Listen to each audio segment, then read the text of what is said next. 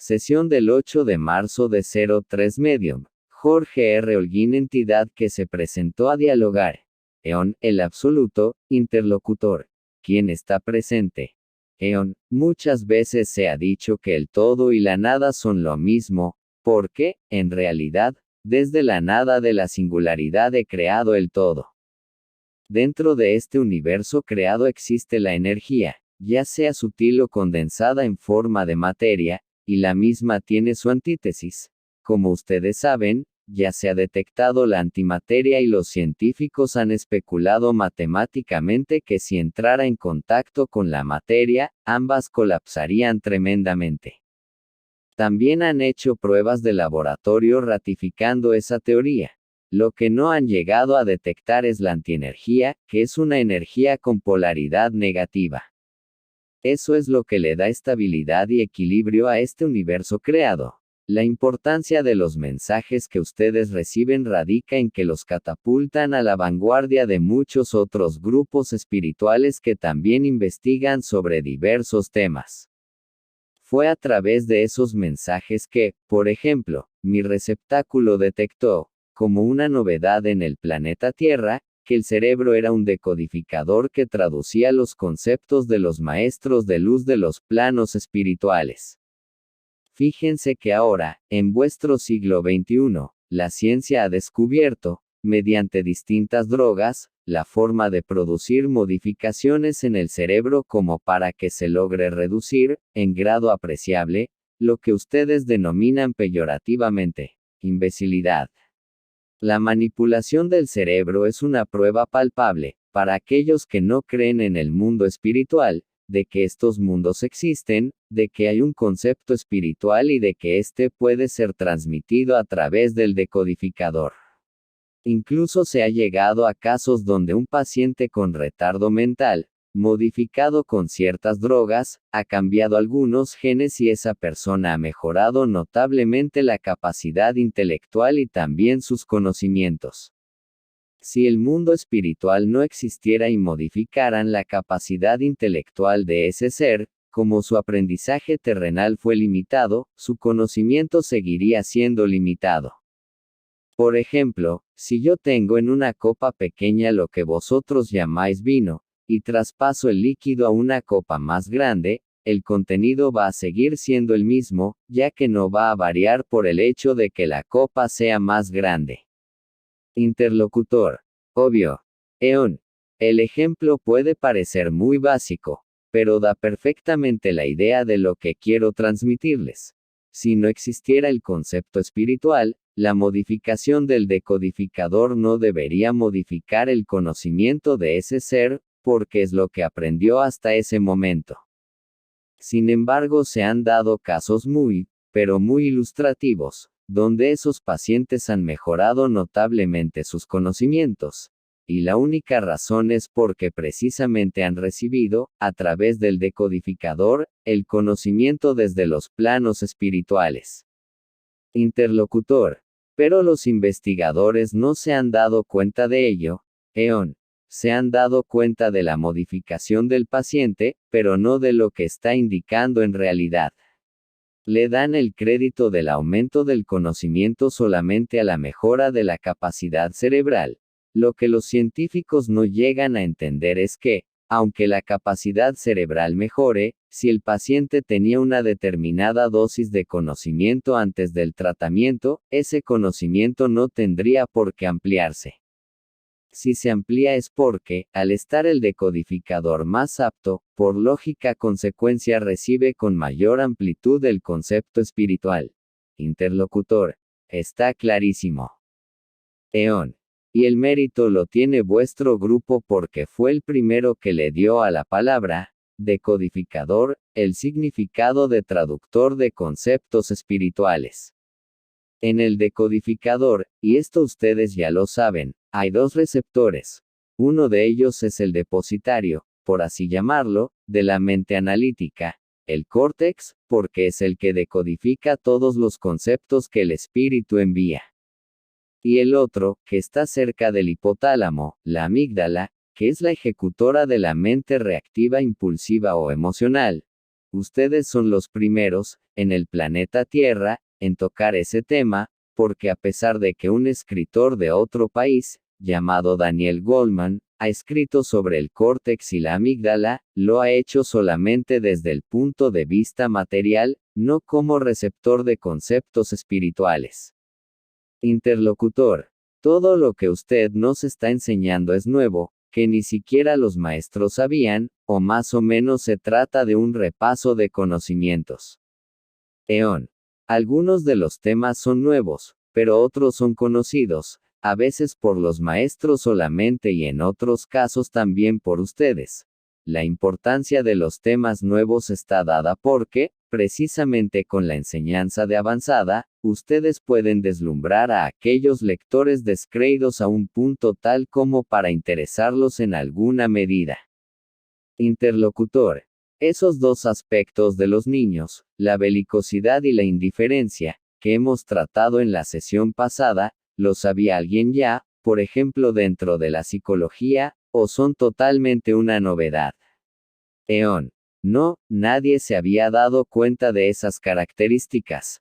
Hay un investigador de fama mundial en vuestro planeta, llamado Piaget, que ha estudiado a los niños, y sin embargo no ha abordado el tema en el sentido en que yo se los he transmitido a ustedes, porque esos dos factores principales, como la belicosidad y la indiferencia, no es un común denominador en los niños de vuestra raza, sino un común denominador en los espíritus del error. Y la raza humana misma, en lugar de disminuir su belicosidad y su indiferencia, las va fortaleciendo, sin que ello no implique que muchas veces las disimule. Interlocutor. En los seres de luz encarnados también sucede lo mismo. Eón. En general, sí. Recuerda que en el plano físico los seres encarnados no tienen memoria reencarnativa. Interlocutor. Es un problema de la encarnación, entonces, Eón. No. Es un problema de cada entidad espiritual, porque si el espíritu tiene su interior fuerte no permite que el ego lo domine y, por lo tanto, tampoco cae en tentaciones ni se densifica. Interlocutor. Pero las entidades de luz no tienen de por sí un espíritu fuerte. Eón. No necesariamente. Tú mismo has podido comprobar que hay espíritus de luz que se dejan seducir por el plano físico y así abandonan misiones, porque les importa más lo mediocre, con el resultado de que bajan de nivel vibratorio. Interlocutor. Tengo un interrogante, en este momento me viene a la mente el caso de Lázaro, que fue resucitado por el Maestro Jesús estando literalmente muerto. La pregunta es si hay cierta flexibilidad en las reglas. Eón. Esa persona pudo ser resucitada porque no era su tiempo de desencarnar. De lo que se trata, generalmente, es de que no se viole el libre albedrío, ya que esto también implica que cada ser encarnado tiene que cumplir su ciclo. En el caso de Lázaro, es obvio que si este amado maestro ha logrado que siga en el plano físico, lo pudo hacer porque no era el tiempo de que pasara al plano espiritual. Interlocutor. ¿Hubo alguna autorización o petición del maestro a la energía crística antes de resucitar a Lázaro o lo autorizó directamente usted? Eón. Sí, hubo una petición, y ante las circunstancias la energía crística consideró que ya estaba dada mi autorización implícita. Lo que ocurre es que estaba dentro de las probabilidades el que esa persona siga en el plano físico. Hay elasticidad, pero es importante que, en general, las cosas sigan su curso. Cuando hay alguna alteración es porque, en el fondo, hay una posibilidad de evaluación y, por tanto, de modificación. Pero todo está dentro del libre albedrío, como, por ejemplo, el evitar un accidente, el salvar una vida a nivel médico, o el corregir determinada enfermedad para que un paciente sane. No se están violando las reglas en el sentido de que se pueda pensar que se cortó el libre albedrío al curar a una persona impidiéndole desencarnar. Simplemente había alternativas y se eligió una de ellas. Interlocutor. Está perfectamente claro. Ahora bien, ¿De qué forma podría aprovechar estos contactos con usted para servir mejor? Me refiero, por ejemplo, pidiendo por alguien. Obtendría mejores resultados si en lugar de pedir por alguien a los maestros se lo pido a usted, Eon. Puedes pedirlo directamente a los maestros, pero ten en cuenta que no siempre va a ser escuchado tu pedido porque hay factores que pueden impedirlo, como ser una determinada lección kármica que ese ser tiene que terminar de aprender, y entonces, aunque eleves un pedido, la persona seguirá igual. Deseo hacer una aclaración sobre los pedidos. Mucha gente cree, por las enseñanzas religiosas equivocadas, que tanto el absoluto como los seres espirituales de luz cumplen todos los deseos de los llamados feligreses si estos piden con fe, y esto es un gran error. Los seres de luz tienen por misión el servicio y este se cumple a través de la obra. ¿Pero qué es la obra? ¿Conceder pedidos? No, la obra es ayudar a que cada ser logre su camino de vida en el plano físico. Ya lo dijo mi querido hijo, el Maestro Jesús. Lo importante no es surtirlos de peces, sino enseñarles a pescar. Y la mayoría de los feligreses en vuestro pequeño mundo siguen pidiendo peces. Con respeto a tu comunicación para conmigo, puedes comunicarte con mi energía. Mi energía está en ti. Y aquí deseo formular algunas aclaraciones. Porque hay algunas personas que se elevan en pensamiento y tratan de comunicarse con determinada energía cósmica, sabiendo, consciente o inconscientemente, que esa energía cósmica ya mora en ellos. Lo que están haciendo, y reitero que también lo puedes hacer tú, es comunicarse con lo que hablamos en la sesión pasada, con el corazón, con el núcleo del absoluto. Porque volviendo a la parte básica, si esa energía ya mora en ti, ya estás de por sí comunicado. Entonces, ¿por qué elevar el pensamiento para tratar de comunicarte con quien precisamente ya estás comunicado? Porque lo que tú estás tratando de hacer es comunicarte con el núcleo del absoluto, y eso está perfecto. A partir de allí, si tú elevas el pensamiento y dibujas en tu decodificador un color blanco azulado, puedes comunicarte con el núcleo y puedes incluso hasta sanar utilizando tus manos, sin tocar a la persona. Pero siempre hay que tener en cuenta el libre albedrío. Una persona que tiene un mal físico irreversible, la podrás aliviar pero no curar. Nadie va a recuperar una extremidad perdida, pero sí puedes hasta disolver pequeños tumores utilizando tus manos para la sanación. No hay necesidad de tocar, bastando que las manos estén a centímetros de la persona. Y eso no va en contra del libre albedrío. Simplemente son opciones que se dan, y opciones hay siempre. Por lo tanto, esta es una de las ventajas de la comunicación con mi energía, con el núcleo del absoluto. Interlocutor. Esto queda perfectamente aclarado. Ahora bien, yo tendría que hacer una división entre lo que debería preguntarle a usted y lo que debería preguntarles a los maestros. Me refiero, obviamente, a que si únicamente le tendría que preguntar a usted lo que no podrían responder los maestros. O es una cuestión elástica. Eon. Es importante que si estos hijos queridos están en función de servicio, le permitamos que cumplan con esa función. La comunicación en general, entonces, es preferible que sea con ellos. Y a mí pueden recurrir cuando la pregunta sea complicada, como dicen ustedes en el plano físico. Interlocutor. Entendí perfectamente la idea. Examinando las preguntas que tengo anotadas para hacerle, me surge la duda de si realmente parten de mí. Usted y los maestros me sugieren, en mi cuerpo causal, las preguntas que debería hacer, siempre, obviamente, respetando mi libre albedrío.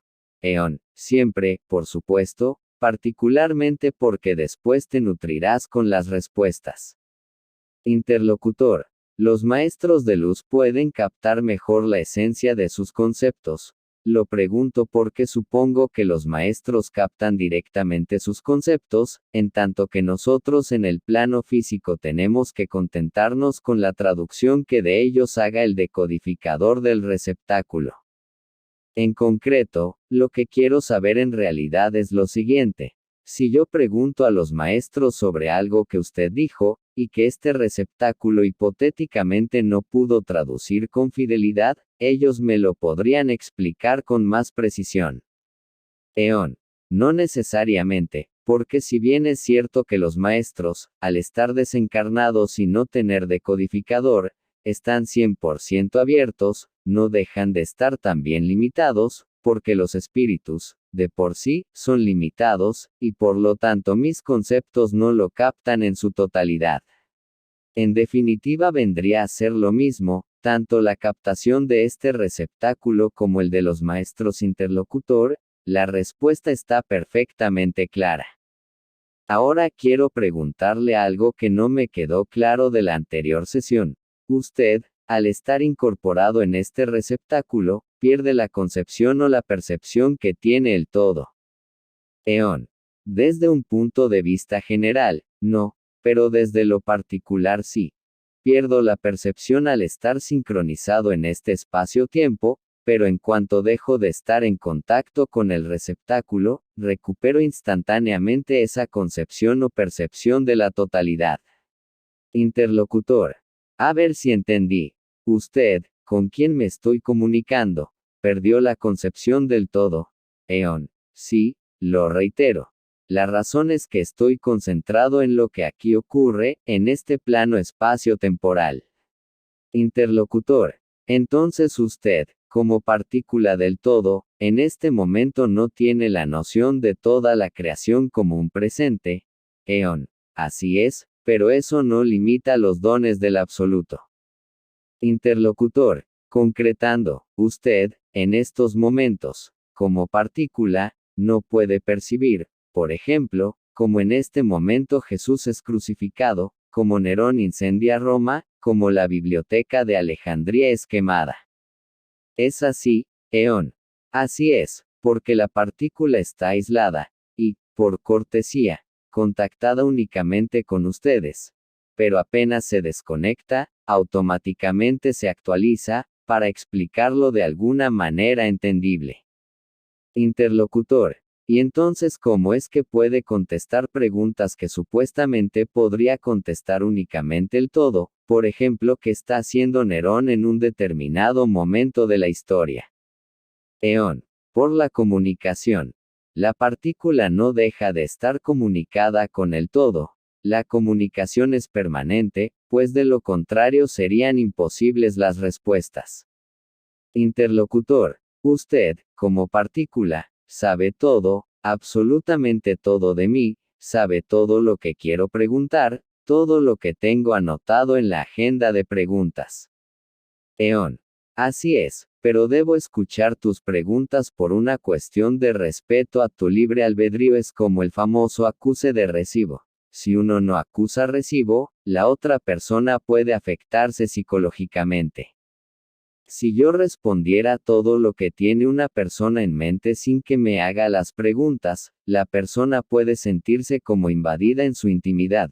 Además, es necesario que la persona descargue haciendo la pregunta. Cuando la persona hace una pregunta, descarga. Y esto para la psicología es algo nuevo, porque este tema nunca se tocó. Si tú preguntas, emocionalmente descargas. Si tu interlocutor te contestara antes de que hagas la pregunta, porque intuyó cuál iba a ser, entonces tú no descargas. Esta es la razón por la cual prefiero que tú preguntes antes de responderte. Interlocutor. Interesante para divulgar. La descarga se produce con la pregunta y la consiguiente respuesta. Eón. La sola pregunta ya descarga. Y también descarga cuando la persona escribe en un papel sobre algún problema que haya tenido. Por lo tanto, esta descarga se produce aunque no la hagas con otra persona. Al volcar al papel el problema es como que ya lo has planteado, y por eso se produce la descarga, e incluso ya puedes, si quieres, dejarlo de lado. Interlocutor. Aunque es un tema de la anterior técnica y debería preguntárselo al propio Ruanel, lo hago ahora porque puedo olvidarme. ¿no se afecta uno cuando lanza mucha comunicación sin nunca recibir respuestas, o recibirlas quizás muy escasas? Eon. Sí, puede afectar. Pero reitero que el lanzar es como el preguntar, y por lo tanto ya estás descargando. Te afectaría si no pudieras lanzar ninguna comunicación, porque entonces se te acumularía todo. El lanzar comunicación no deja de ser una descarga. Obviamente que si hubiera reciprocidad del otro lado sería ideal. Pero, reitero, el solo hecho de enviar comunicación descarga. Esto no quiere decir que te quedes solamente con el lanzar. Interlocutor. Lo entendí perfectamente. Otro tema sobre el que tengo interrogantes es el de que las artes no siempre se recuperan cuando los mundos desaparecen sin cumplir su ciclo, por ejemplo por una guerra planetaria total, aunque queden archivados en el registro acásico. Si quedan archivados, ¿cómo puede ser que no se recuperen? Eon. No siempre las artes se recuperan en el sentido de que los habitantes de los planetas usualmente no buscan en el registro acásico para enterarse de ellas. Interlocutor. Esos registros están a disposición de todos, Eon. Así es, están al alcance de todos hasta el Big Crunch, pero no todos tienen la iniciativa de buscarlos. Por ejemplo, este receptáculo está capacitado para buscar en el registro acásico, incluso de otros mundos, y enterarse respecto a cómo fue su civilización. Interlocutor. Sin su ayuda. Eon. Así es, sin mi ayuda. Lo puede hacer perfectamente porque tiene una enorme antena, para decirlo de alguna manera. Pero si los habitantes de los mundos no lo buscan, obviamente no lo van a encontrar. Es como un tesoro perdido. Interlocutor. Entiendo. Otra de las preguntas que tengo para hacerle es con respecto a si el orgasmo, me refiero al orgasmo sexual de todos los seres encarnados, en todos los mundos, de alguna manera ayuda a la elevación espiritual de la creación. Eon. Sí, pero siempre que vaya acompañado de la parte espiritual. De lo contrario es una mera descarga fisiológica y nada más, no cumpliría más cometido que el de esa descarga. Interlocutor. Está claro. En realidad, yo pensaba que algo así debía ser. Eon. Haz un par de preguntas más y voy a dejar en libertad de acción a este receptáculo. Interlocutor. La pregunta que quiero hacerle ahora es con relación a la antimateria. ¿Hay, acaso, un Big Bang negativo? Eon. No, no hay. Descarta eso. Interlocutor.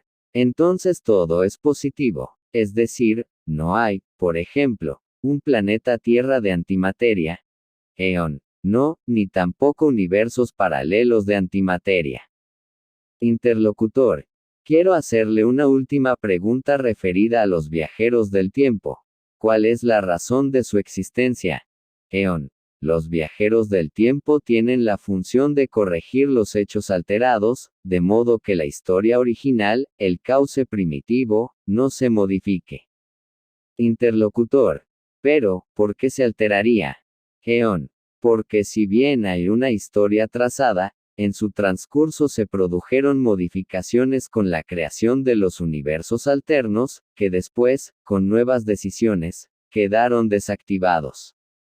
La labor de los viajeros del tiempo, entonces, es que no se modifique el trazado original, por así llamarlo. Para comprender esto no deben olvidar que para el absoluto todo es un eterno presente y por lo tanto ustedes ya han vivido esa historia. Esa historia original es la que hay que preservar. Les mando un saludo a todos. Interlocutor. Hasta pronto y gracias.